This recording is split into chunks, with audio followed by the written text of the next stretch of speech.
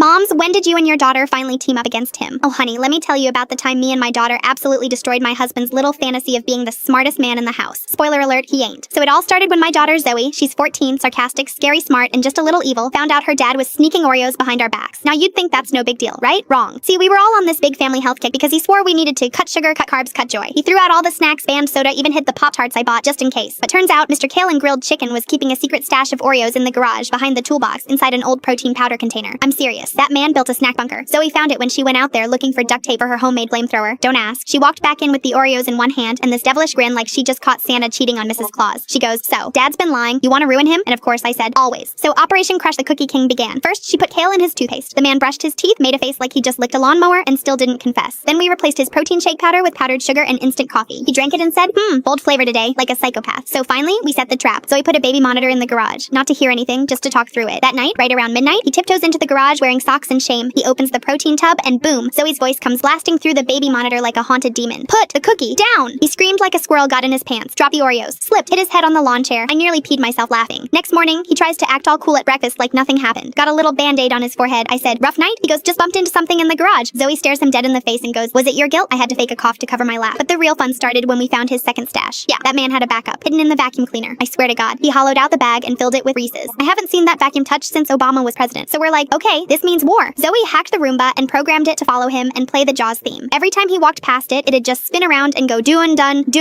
until he ran into the bathroom like he was being hunted. But then came the final blow. Zoe made him a green smoothie for breakfast. Real healthy looking, full of blended spinach, almond milk, flaxseed, and just a touch of wasabi. He took one sip and turned into a fire hydrant. He didn't talk for 3 hours, just pointed at his mouth and paced the hallway like a ghost. That afternoon, he walked into the kitchen, looked at us both, raised his hands and said, "I surrender. I'll buy y'all donuts. Just stop haunting me." Zoe leaned in real close and whispered, "Justice is sweet, like Oreos." We laughed for like 20 minutes. But the kicker? The next day we found his journal. Yeah, he keeps one. And in it he wrote, "Day 36. They know. I'm being watched. The Roomba has turned." He tried to burn it in the backyard, but Zoe had already made copies. We keep one in a frame over the fireplace. Moral of the story? Don't mess with a mom and her chaotic daughter, especially not over cookies. You will lose, and your vacuum will never forgive you.